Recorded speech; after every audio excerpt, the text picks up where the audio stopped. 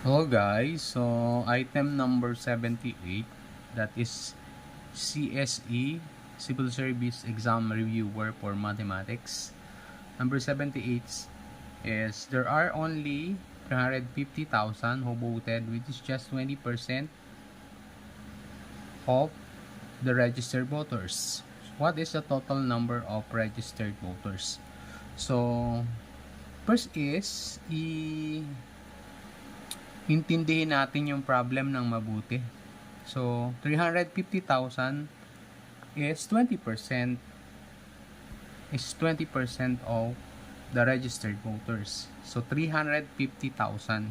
So, below 350,000 sa choices. So, mali na. Letter A, 70,000. Letter B, 95,000. And letter C, 17,000. Below 350,000.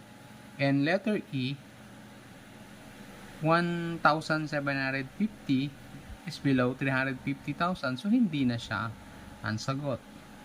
Kaya kahit hindi na tayo mag-solve pag ganyan problem, ang sagot na dyan, obviously, is letter D, 1,750,000. Kasi yung 350 is 20% of the total registered voters. 20% lang yan. Kaya below that, letter A, letter B, letter C, and letter E, mali na. So obviously, ang sagot is 1,750,000. Right? So kahit di na mag-solve, di ba? Alright. Thank you so much.